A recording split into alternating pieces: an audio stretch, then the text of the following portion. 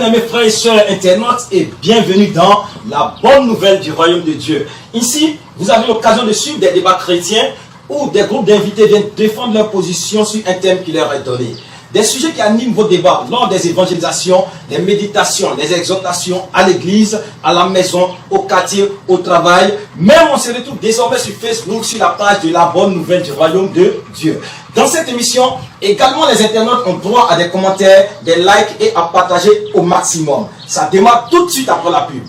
Information coronavirus. Pour vous protéger et protéger les autres du coronavirus, adoptez ces gestes simples. Lavez-vous très régulièrement les mains ou utilisez une solution hydroalcoolique. Toussez ou éternuez dans votre coude. Utilisez des mouchoirs à usage unique puis jetez-les. Si vous êtes malade, restez chez vous et portez un masque chirurgical en présence d'autres personnes. Le thème de ce jour, la vie de l'Église en période de confinement. La période de confinement décrétée par les pouvoirs publics pour lutter contre la pandémie du Covid-19 qui ébranle tous les secteurs de nos sociétés affecte également les églises. Pendant cette période de crise due au Covid-19, les communautés chrétiennes font preuve de créativité et d'inventivité pour garder la foi en Christ. Deux récits semblent à ce titre emblématiques, même si le thème du confinement est sans doute impropre. C'est l'exemple de l'âge de Noé dans Genèse 7, l'exemple de la nuit de la Pâque dans Exode 12. Quelle conduite à tenir vis-à-vis de cette situation? Pour répondre à cette préoccupation, nous avons des invités qui sont là, des invités de taille qui sont là. Notre premier invité, il est président de la jeunesse de son église. Il est marié, père de 2 enfants. Monsieur Couton Stéphane est notre premier invité. Bonjour Monsieur Couton. Bonjour. Et bonne arrivée. Merci. Merci d'être venu. Merci. Et vous avez déjà le gel qui est là. Oui. Voilà. Pour désinfecter. Vous savez, nous vivons une période très difficile. Donc nous nous mettons à respecter les conditions de l'État, les conditions adéquates pour que nous soyons toujours en bonne santé. Et pour le même débat, nous avons un deuxième invité qui va venir aussi nous édifier de la parole de Dieu et que dit véritablement la Bible.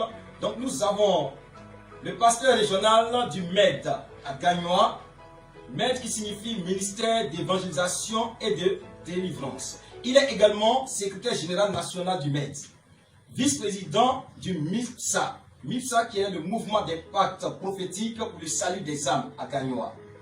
Président fondateur de la chaîne PDG TV, prophète Dian Glory Télévision, qui passe quotidiennement sur YouTube, Facebook et WhatsApp. Marié légalement, père de 2 filles, nous allons inviter le prophète Dian Glory qui va s'installer. Bonjour prophète. Bonjour à vous. Bonne arrivée.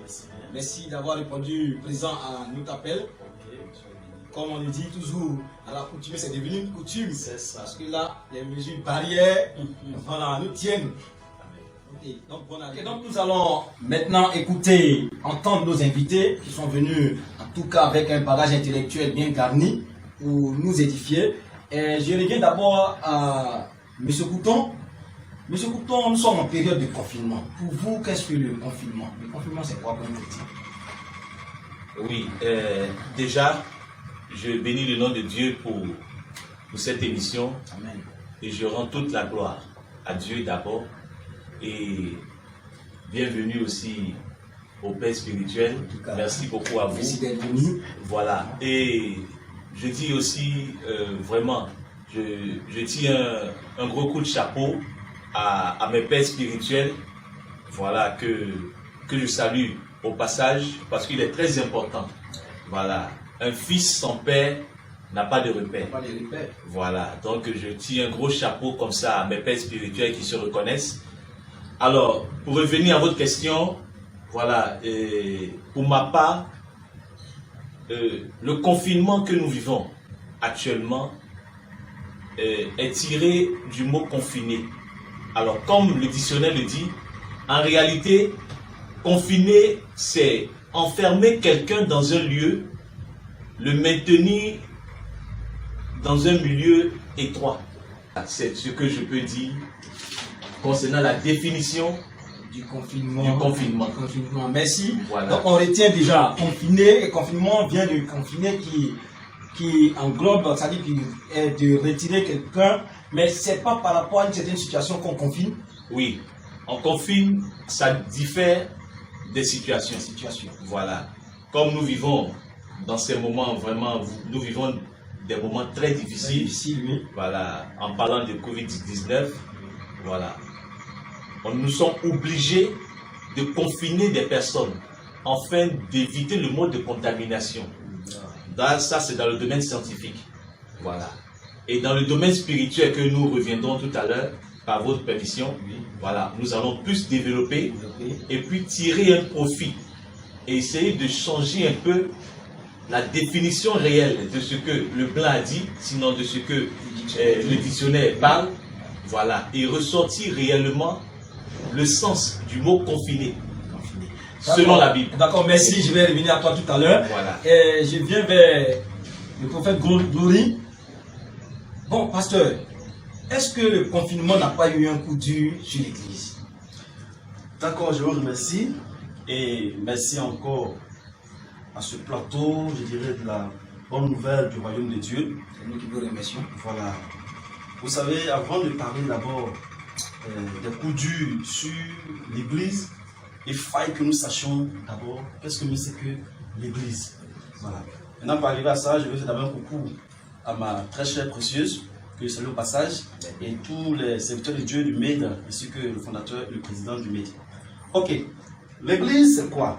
Quand nous prenons le livre, la Bible, des choses qui a un commentaire Scofield, nous pouvons parler que l'église est l'ensemble de ceux qui ont accepté le salut de Christ.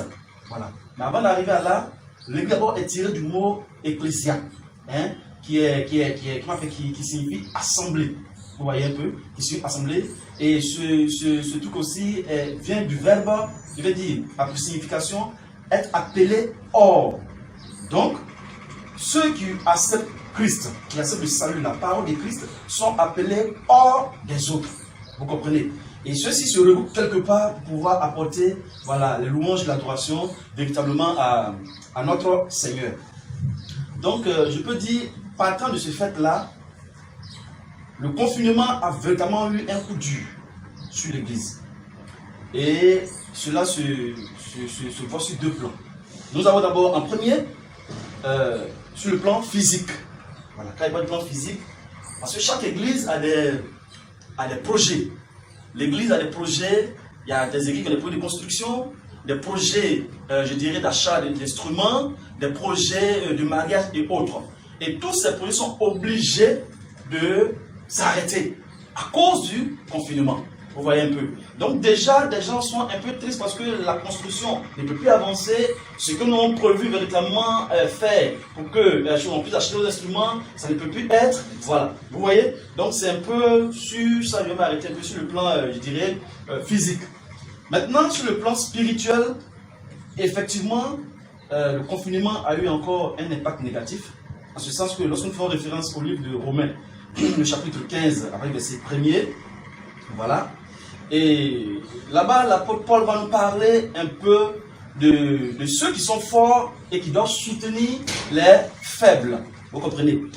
D'où l'église est un assemblage des hommes forts et en même temps des hommes faibles spirituellement. Et lorsque nous nous rassemblons dans un endroit pour véritablement prier, vous voyez que ceux qui étaient faibles dans la prière, voyant leurs frères et sœurs en train de crier à l'Éternel, ces personnes sont galvanisées et commencent véritablement à parler à Dieu. Il arrive aussi de constater des personnes qui sont fonctionnaires et autres, qui n'ont pas le temps de prier étant à la maison. Alors, quand il y a des réunions, c'est principalement le courage aussi de pouvoir véritablement prier. Quand tu vois un frère, une soeur qui a train de prier pour son sujet, tu dis, ah mais attends, qu'est-ce que moi j'attends, il faut que aussi je le fasse. Et quand le confinement vient, tout le monde se retire. Les faibles ne peuvent plus être soutenus par les forts. Vous comprenez? Alors, ceux mêmes qui venaient ainsi d'être gagnés au Seigneur Jésus-Christ, il y a à peine 2 mois, bien 2 semaines, ces personnes n'ont plus bien la chaleur spirituelle qu'il leur fallait pour pouvoir grandir, voilà, dans le Seigneur. Alors, je peux terminer pour dire que le confinement a eu vraiment un coup dur sur l'Église. Merci déjà pour ces explications. Je pense que nos amis internautes sont en train de prendre note et ça nous fait du bien. Nous sommes toujours sur la bonne nouvelle du royaume de Dieu et cette émission-là nous fait beaucoup de bien. Ça passe tous les mercredis et tous les samedis et les thèmes diffèrent. Mais aujourd'hui, nous sommes sur un thème qui est très important, la vie de l'Église en période de confinement. Nos invités sont là, prophète Glory et le responsable Couton Stéphane. La deuxième question que je vais poser au responsable de la jeunesse qui a fait une tournée. C'est ça, qui a fait une tournée pour constater, pour vérifier, voilà, pour aller sur le terrain pour voir ce qui se passe véritablement. Voilà. Quel constat vous avez fait? Ok. Une fois de plus, merci. Alors, nous avons pris la peine, nous avons pris le temps, dans ces moments de confinement, dans ces moments durs pour l'Église, dans ces moments très difficiles, non seulement pour les hommes de Dieu, pour les fidèles, mais surtout pour ceux qui n'ont pas encore le courage de franchir le pas vers Jésus-Christ de Nazareth, c'est-à-dire donner leur vie à Christ. Et vraiment, j'aimerais lancer un appel à tout un chacun de prendre sur lui la patience. Car Dieu seul est le maître des temps, mais aussi des circonstances. S'il a permis que cet événement, sinon cette pandémie, puisse rentrer dans ce monde au point de toucher l'Église, c'est certainement que Dieu a un message puissant à l'endroit non seulement de l'Église, mais de tous ceux qui constituent l'Église, c'est-à-dire le corps de Christ. Voilà. Avec les enregistrements que vous avez entendus, des questions, des réponses de certains internautes, de certaines personnes qui ont bien voulu s'ouvrir dans ces moments, afin de dire ce qu'elles ressentent.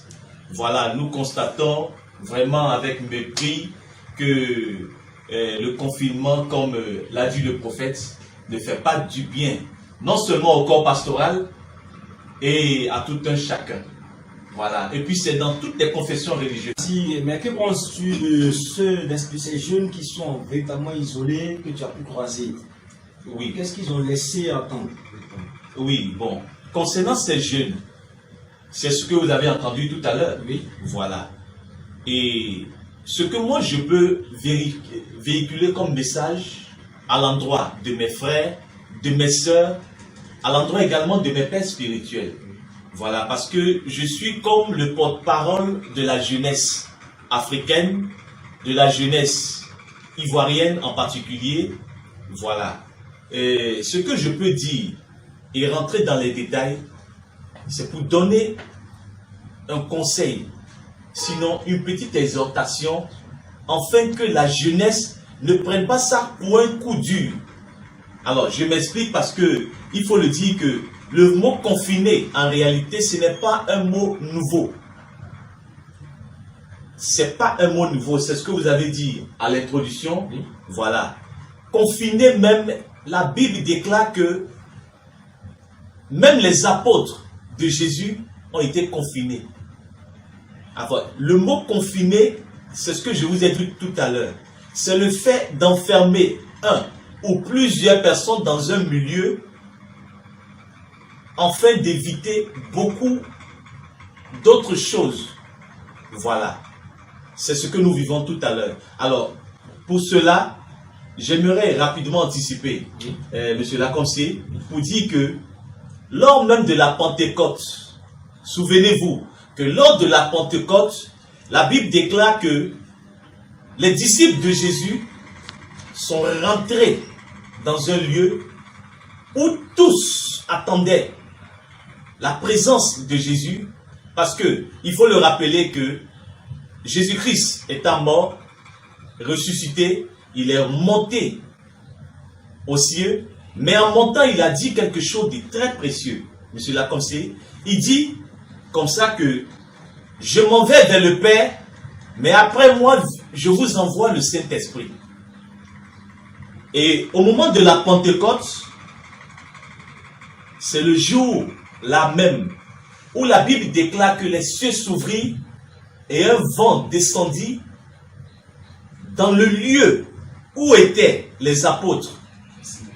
Et le lieu où ils étaient dans un lieu dit confiné en réalité. C'était le confinement. Est-ce que vous comprenez un peu?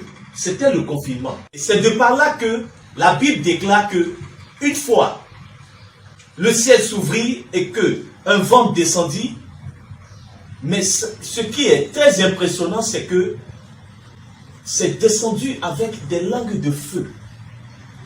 Et c'était ça le Saint-Esprit.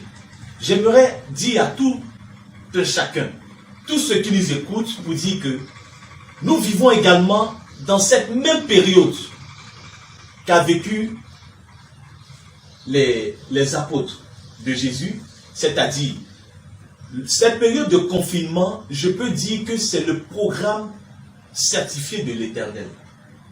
Parce que Dieu, dans son immense bonté, il s'est vu comme ça frustré par le comportement de l'Église. Parce que vu les vidéos, M. Lacombe, nous constatons que l'Église de Jésus a été vraiment bafouée. Nous constatons que l'Église de Jésus a été vraiment abandonnée. L'Église de Jésus a été sabotée. D'où, sur les réseaux sociaux, tous, et je précise bien, prêchent sur la même Bible et disent adorer le même Seigneur. Mais pourquoi cette division? C'est la première des questions après ma tournée que j'ai pu retenir comme information. Et la deuxième, pourquoi entre fidèles il y a division? La question que moi je m'en vais me poser, pensez-vous que les hommes que nous sommes, serviteurs de Dieu que nous sommes, pensez-vous que nous sommes plus intelligents que le Saint-Esprit? Pensez-vous que nous avons la capacité de venger Jésus-Christ de Nazareth? Pensez-vous que nous avons la capacité de venger le Saint-Esprit? Non. Le Saint-Esprit est très intelligent. S'il a permis que cela se fasse, alors que le nom de Dieu soit fait. En tout cas, que le nom du Seigneur soit béni. En fait, il y a une question qui tourne, voilà, maintenant, depuis le confinement, il y a une question qui tourne, qui se répète au fur et à mesure quand on croise nos amis qui sont dehors. Certains pensent que le corona est une punition de Dieu. Par contre, d'autres pensent que scientifiquement, ce sont des choses qui ont échappé à l'humanité. Qu'est-ce que vous pouvez nous dire concernant cette situation, ces inquiétudes-là? Ok, je vous remercie. Bon, le coronavirus, c'est une maladie comme toute autre, d'abord. Et je vais dire, en même temps que le corona, pour ma part, n'est pas forcément une punition de ma part de notre Seigneur Jésus-Christ. Et je vais m'expliquer. Voilà. Vous voyez, lorsqu'on prend le livre Ézéchiel, le chapitre 18, le verset 32, et la Bible déclare là-bas comme ça que je ne souhaite pas la mort de ceux qui meurent, dit l'Éternel. Il dit quoi? Je ne souhaite pas la mort de ceux qui meurent, dit l'Éternel. Convertissez-vous et vivez. Donc, si nous partons de ce fait-là, nous pouvons comprendre que notre Dieu que nous aimons, ce Christ pour lequel nous crions Hosanna, ce Dieu pour lequel nous chantons, nous exaltons, n'a pas de volonté de nous voir mourir. Voilà. La preuve en est, avant que Christ ne vienne sur la terre, ça a été fait par l'amour. C'est-à-dire que Dieu a aimé le monde et pour pouvoir sauver ce monde-là, il a fait venir son Fils du nom de Jésus-Christ. Et ce même amour, il continue et il dit, ne souhaite pas la mort de ceux qui meurent. Mais il demande plutôt que les gens se convertissent et que ces personnes-là puissent également vivre. Donc, Dieu ne peut pas en même temps ne pas souhaiter la mort de ceux qui meurent et en même temps être capable d'envoyer une maladie afin de pouvoir ravager le monde. Vous comprenez? Et lorsqu'on parle de punition aussi de Dieu, la plupart du temps, les punitions de Dieu, quand le peuple péchait contre l'Éternel, il y avait toujours une solution. Vous comprenez? Il y avait toujours une solution. Et aussi, tout à l'heure, vous avez dit comme ça que on dit c'est une punition de Dieu, et c'est aussi une erreur scientifique. Voilà, une erreur scientifique. Bon, que ce soit une erreur scientifique ou pas, moi, je dirais plutôt que c'est une œuvre du diable. Amen. Amen. Alors quand nous prenons le livre de Jean 10, le verset 10 qui dit, le voleur n'est fait que pour dérober, égorger et détruire. Amen. Donc le diable, il a trois choses qui viennent atteindre la vie des hommes. C'est de tuer, d'égorger, de détruire. Il n'a pas autre souci que de faire cela. Et lorsqu'on nous apprend encore dans le livre de Pierre, la Bible nous parle de quoi? Il dit, le Fils de Dieu est apparu, afin de faire quoi? De détruire les œuvres du diable. Vous comprenez? Pour dire quoi? Pour dire que Dieu n'a pas, n'a pas ce souci-là de voir son peuple, ou même de voir le monde qu'il a aimé rentrer dans une telle situation. Nous allons encore le comprendre dans le livre de Luc, chapitre 13, verset 10. J'ai une fois prêché sur ça, même sur ma télévision, où j'ai parlé d'une femme qui était courbée pendant 18 années. Et la Bible, pendant 18 ans, cette femme-là était courbée et en aucunement elle pouvait se redresser. Et lorsque Christ était en train de donner un enseignement, la femme est apparue, elle est venue, elle a écouté l'enseignement. Regardez, quand on parle de 18 ans, on ne parle pas des 18 jours. On ne parle pas des 18 semaines, on ne parle pas des 18 mois, mais on est 18 ans de sa vie. Et la dame ne pouvait pas se redresser, elle ne pouvait rien faire. Elle était malade. Amen. Et lors d'un enseignement, la femme va comprendre l'enseignement. Elle va écouter ce que le Seigneur Jésus-Christ va dire. Et cela va créer quelque chose en elle. Et après qu'elle soit guérie, je reviens encore à vous. Tout à l'heure, il y a pas de clash et autres. Quand elle va guérir, les principaux sacrificateurs, c'est pas maintenant, en fait, c'est pas maintenant. Les principaux sacrificateurs vont se lever pour dire, comment on appelle ça, pourquoi est-ce que tu apportes la guérison à cette dame-là le jour du sabbat? Et c'est devenu un souci. Mais Christ a dit quelque chose qui va nous aider. Amen. Il dit, cette femme qui est une fille d'Abraham et que Satan tenait liée pendant 18 années, ne fallait-il pas la délivrer?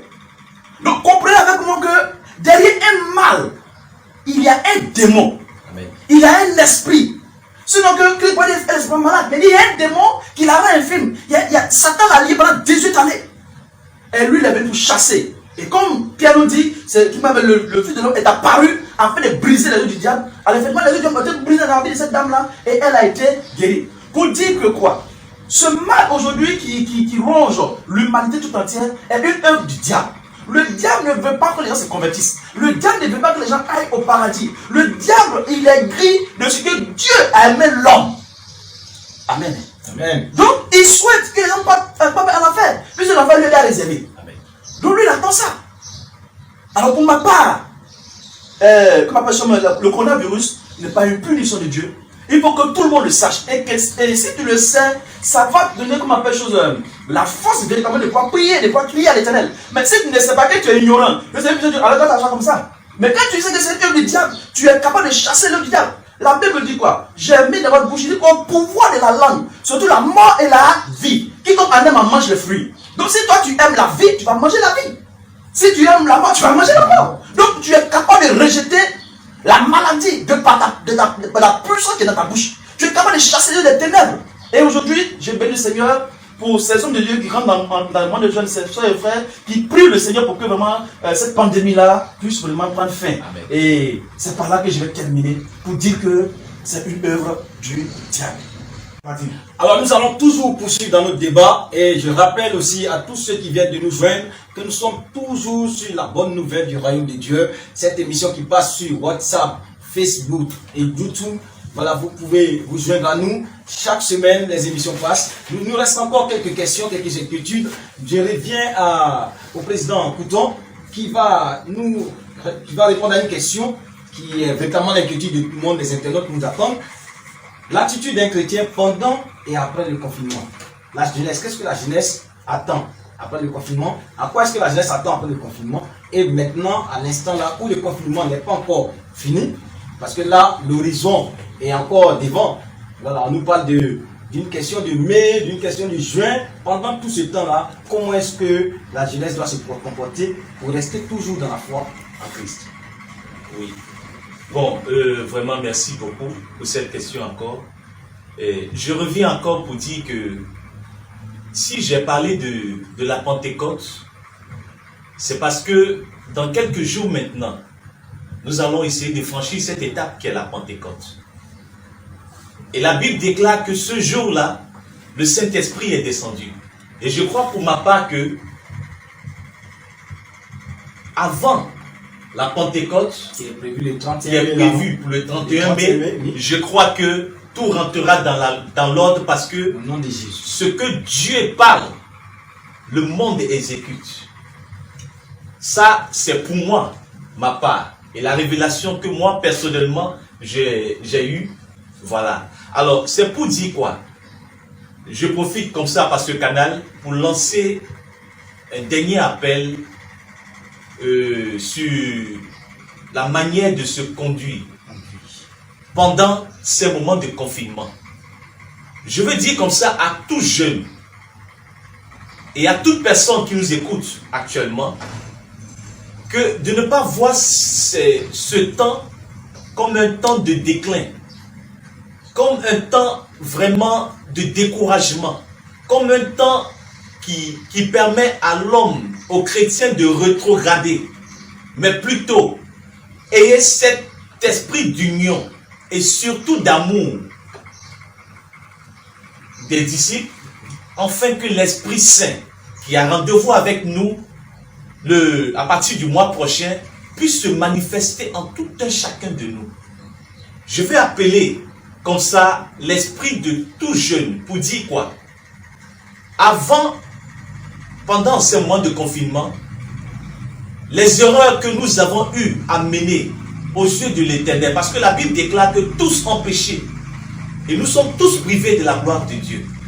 Alors si Dieu a permis, parce que rien ne peut être validé sur cette terre si Dieu ne l'a accordé.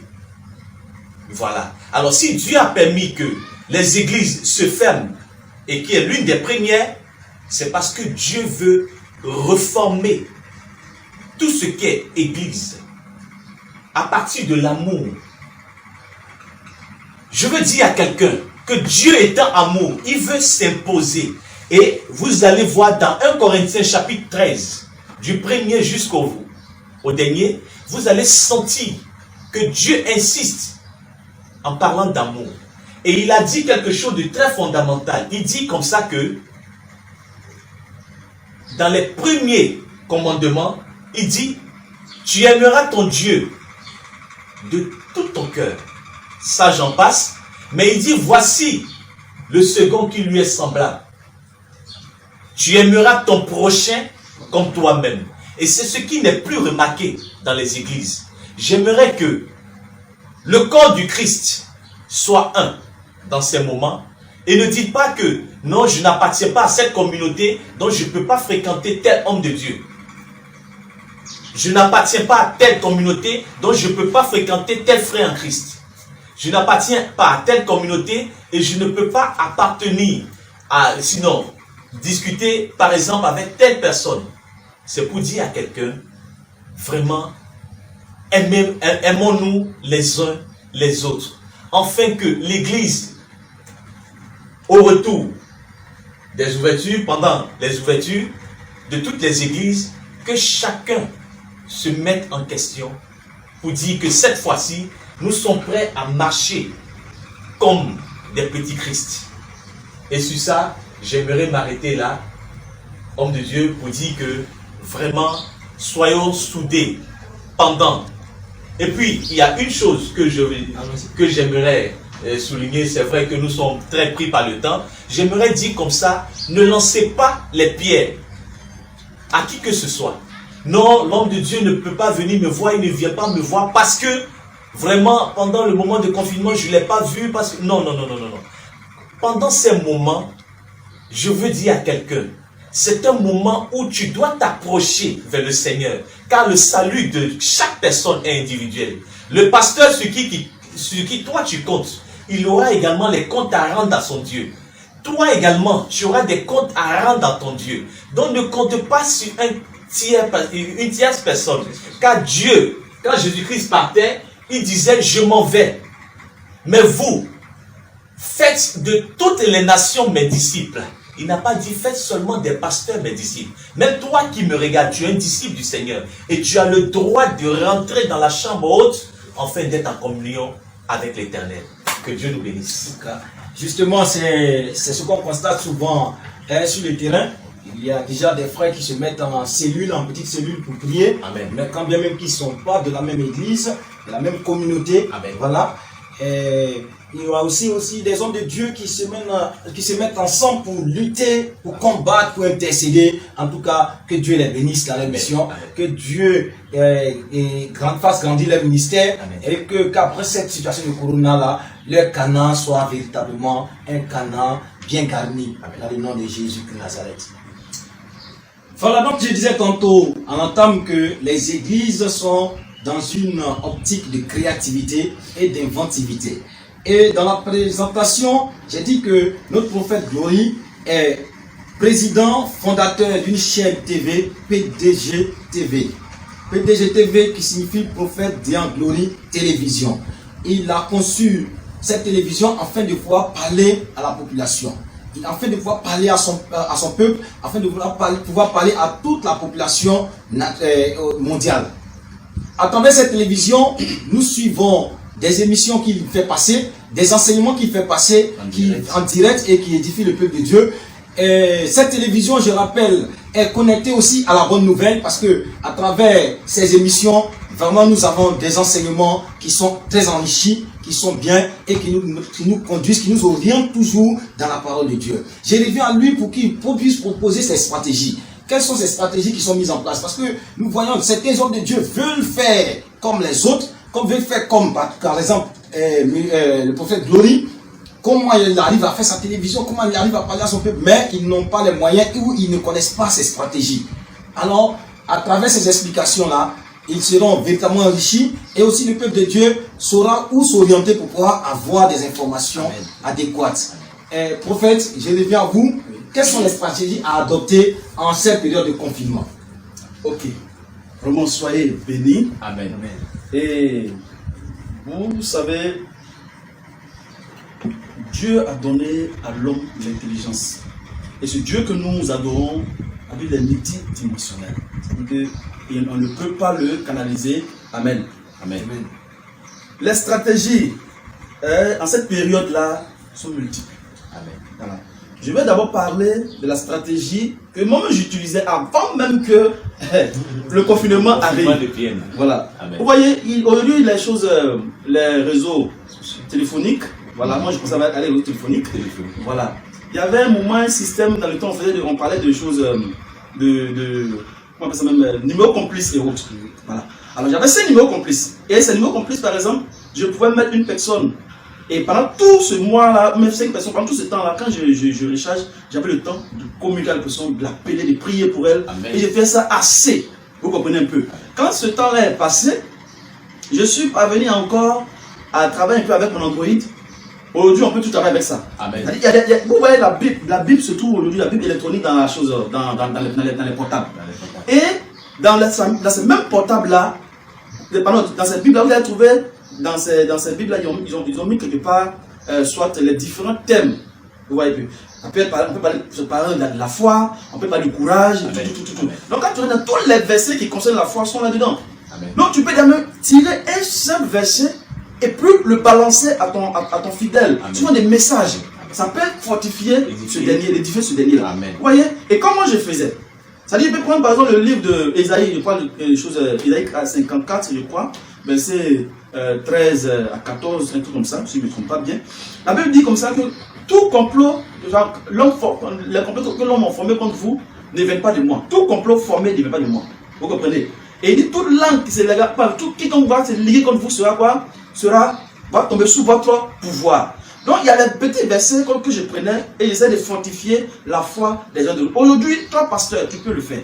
Ça dit quoi? Tu prends un verset par exemple, où on dit pas la langue, c'est la mort et la vie dans le proverbe. Tu prends le verset et tu essaies d'expliquer juste un petit peu en dessous et puis tu balances à ton fidèle. Ça peut fortifier, comme on appelle ce dernier-là.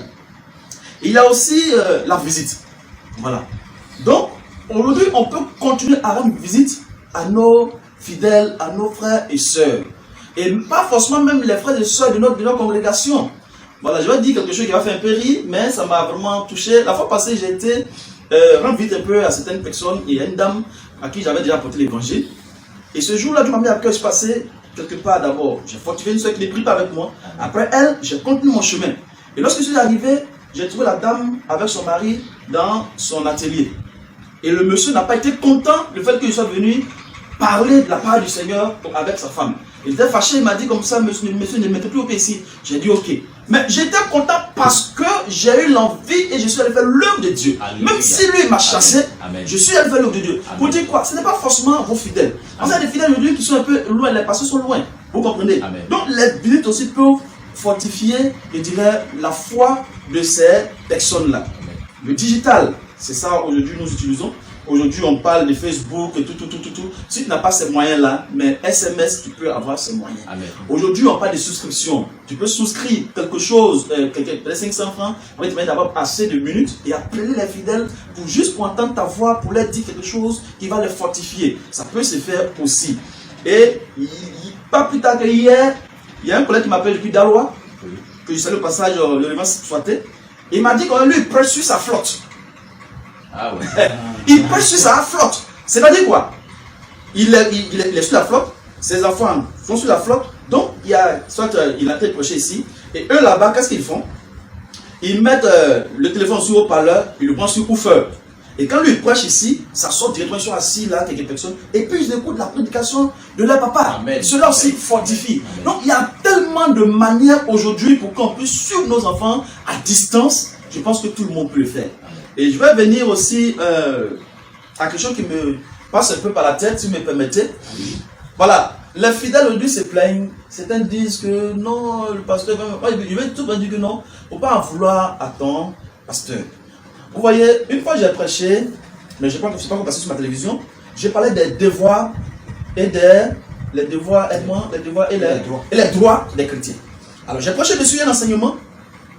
Et je disais comme ça que dans le droit du chrétien, le chrétien a droit à quoi? Aux visites, à la prière, à l'exhortation, à plein d'autres choses. Amen. Donc aujourd'hui, c'est pas devoir, c'est pas droit, pardon, droit de vous plaindre pour qu'on ne vous n'a pas bien sûr d'accord avec. Mais le chrétien aussi a des devoirs. Est-ce qu'aujourd'hui, combien de chrétiens, je m'appelle, sont dans font leurs devoirs? Ton devoir, c'est quoi? C'est de passer par la vie de l'église, c'est d'être fidèle dans les dîmes et les offrandes, c'est d'aussi rendre visite à ton pasteur. C'est aussi ton devoir. Mais combien d'hommes, les chrétiens sont allés voir les pasteurs, ah, pas vraiment ça dans le confinement, mais voici ma dîme, ou bien voici mon offrande. Il y en a qui le font, mais ce n'est pas assez. Donc, le pasteur que vous voulez voir chez vous, il manque de transport. Donc, soyez un peu indulgents avec ces personnes. Bon, nous, quand même, un petit manger pour nous déplacer. Quand tu vois, je prends un exemple, avant de ça, le fait que au soleil, dans une cellule de mes cellules, je suis arrivé, après la cellule, j'ai comme offrande 100 francs. Mais est-ce que 100 francs peut permettre à mon engin de se déplacer? Mais je l'ai fait par amour. Amen. Donc, je vais dire que vous devez aussi être indulgents envers les autres. Ils vous aiment. Ils peuvent évidemment vous soutenir. Mais par moments, les moyens manquent. Tu peux appeler ton papa pour dire, ah, vraiment, je t'ai fait un transfert d'unité. Il va se dire, papa t'appeler, appeler aussi les autres. Papa, je t'ai fait un dépôt. Lui aussi, ça va l'aider aussi à pouvoir peut-être mettre, et prendre le transport pour aller voir aussi certaines personnes. Donc, c'est ce que je voudrais dire à ce niveau. Que le Seigneur, véritablement, nous bénisse. Amen. Je vais continuer pour terminer aussi. Vous voyez, je vais dire à tous les chrétiens aujourd'hui, lorsqu'on prend le livre de Matthieu, le chapitre 18, le verset 20, la Bible dit que là où 2 ou 3 sont assemblés, lui, Dieu, il est au milieu. Amen. Et tout à l'heure, j'ai donné un peu la définition de ce que c'est que l'Église. Mais lorsque nous, je ne vais pas donner la définition complète, mais quand on continue dans la définition, on va savoir là-bas que l'Église, non seulement c'est une assemblée, c'est un ensemble de personnes qui ont accepté le Seigneur Jésus-Christ, mais en même temps, ces personnes dirigées par qui? Par le Saint-Esprit qui est invisible, que toi et moi, nous ne voyons pas. Amen. Amen. Ça veut dire quoi? Ça veut dire qu'aujourd'hui, si vous êtes deux, vous êtes trois quelque part, et que le Saint-Esprit est là, c'est déjà l'essentiel. Toi, tu es seul quelque part, Dieu est avec toi. Alléluia. C'est vrai, on n'est pas assemblés ensemble, mais du moment que c'est le Saint-Esprit qui nous dirige, ça veut dire que la pensée que le Seigneur peut te communiquer peut aussi me communiquer cette pensée-là. Donc aujourd'hui, si vous êtes deux ou trois, dans vos maisons, vous pouvez prier, vous pouvez crier à Jésus-Christ. Et le Seigneur va vraiment vous apporter réconfort et le soutien. Alors, pour terminer, le livre de 2 Timothée, le chapitre 4, verset 2. Parce que aussi il y a des questions qu'on ne pourra pas aborder, mais dans la politique qu'on en a parlé, à savoir, comment on appelle ça, mais est-ce que ce temps est un moment propice pour annoncer la parole du Seigneur? Alors quand tu lis le 2 Timothée 4, le verset 2, la Bible dit prêche la parole, insiste, dans les temps favorables ou non. Vous comprenez? Dans les temps favorables ou non. Ce qui veut dire quoi? Aujourd'hui, pour ma part, il n'y a pas de temps favorable. Tous les temps devant Dieu sont bons. Parce que Dieu dit, les temps favorables, non, il dit tous les temps de Dieu sont bons. Donc, on peut aller annoncer l'évangile, mais tout en respectant les mesures de prévention. Parce que c'est l'État qui a parlé. La Bible nous demande d'être soumis aux autorités et autres. Donc, l'État, tu prends ton cache-nez, tu t'en vas. Tu peux annoncer l'évangile. Tu peux parler encore de la part de Dieu. Ça peut fortifier quelqu'un. Vous comprenez? Insistons. Il dit censure, prêche, exhorte, insiste. Donc, aujourd'hui, dans ce moment de coronavirus, on doit parler de la part de Dieu. Et on doit le faire. Même après le coronavirus, on doit toujours continuer. Pendant la crise de 2010, j'ai perdu ma maison au niveau d'Abobo, Lokwa, avec tous mes instruments d'énergie, tout. Et je me suis retrouvé à Port-Boué. Mais je vous dis, dans un quartier où réellement, on ne peut pas marcher. Il y a une maison ici, à 500 mètres, tu vas voir une autre maison. Et c'est les flaques d'eau qui sautent. Mais je vous dis bien, j'ai passé sur ces flaques d'eau-là pour aller annoncer l'évangile. Et je parlais de la part de Dieu parce que quoi? Il n'y a pas de mot favorables. Tous les mots sont favorables pour la part de Dieu. J'ai sauté. Donc, la maman à la chrétienne était étonnée que les gens sautent l'eau et puis même, il y a un pasteur ici. Mais toi, depuis quand tu arrives dans cette crise-là, et puis les gens viennent te voir, il y a un pasteur ici. Pour dire que quoi? Même dans les moments difficiles, même dans la crise, on doit pouvoir annoncer l'évangile, parler de la part de notre Seigneur Jésus-Christ. Et en ce moment, j'ai pris une salle de classe. Et la salle a été inondée. Mais ça ne m'a pas empêché de continuer à faire l'œuvre du Seigneur. Donc, bien aimés frères et sœurs, je pense que nous avons le devoir, le droit de pouvoir annoncer la parole de Dieu malgré tous les vents et marées. Et le Seigneur va nous bénir en conséquence de cause. Que vraiment Dieu vous bénisse, qui bénisse encore cette chaîne qui m'a donné l'opportunité de pouvoir vraiment m'exprimer. Je ne vais pas monopoliser la parole. Je vais prendre congé de vous maintenant. Que le Seigneur nous bénisse encore. Amen. Merci bien. Merci bien, c'est nous qui vous remercions. C'est la chaîne La Bonne Nouvelle du Royaume de Dieu qui vous remercie. Tout est déjà dit, mais on ne cessera jamais de lire et de relire la Bible afin de comprendre ce que Dieu nous recommande au quotidien. Nous avons vu des invités qui sont venus nous édifier de la parole de Dieu. Monsieur Couton Stéphane, président de la jeunesse de son église, et le prophète révérend, le prophète Glory, qui est détenteur d'une chaîne de télévision PDG TV. Voilà, donc nous vous demandons de vous connecter à cette télévision sur YouTube, sur Facebook, sur WhatsApp. Vous aurez encore plus d'enseignements là-bas. Et donc, je rappelle que nous sommes en partenariat avec lui. Donc, la bonne nouvelle du royaume de Dieu est connectée à PDG TV pour ces enseignements. Et je rappelle, je dis donc merci à nos chers internautes qui nous ont suivis jusqu'à la fin. Que Dieu vous bénisse puissamment et abondamment. La prochaine fois, nous aurons encore un autre thème. Nous allons vous signaler, nous allons vous donner le top chrono pour que vous puissiez nous suivre. Soyez bénis, bénis, bénis puissamment. Que le Seigneur soit béni au nom de Jésus. Amen. Il déclare dans Matthieu 10, 42, et quiconque donnera seulement un verre d'eau froide à l'un de ses petits, parce qu'il est mon disciple, je vous le dis en vérité, il ne perdra point sa récompense. C'est dans cette optique que la direction de la télévision La Bonne Nouvelle du Royaume de Dieu a décidé de rentrer dans cette bénédiction. Amen. Voilà, donc je vais appeler le représentant de la direction, M. Zorobi Modeste, qui va venir avec le présent pour accompagner l'homme de Dieu qui nous a véritablement édifié de la parole de Dieu. D'abord, de façon symbolique, nous lui offrons un calendrier de La Bonne Nouvelle.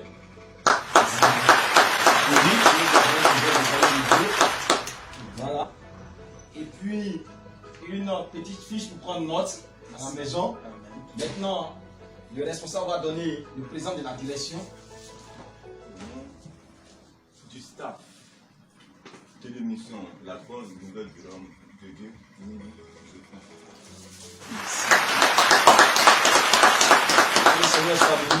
Alors, je tiens vraiment à dire merci à cette chaîne de télévision La Bonne Nouvelle du Royaume de Dieu.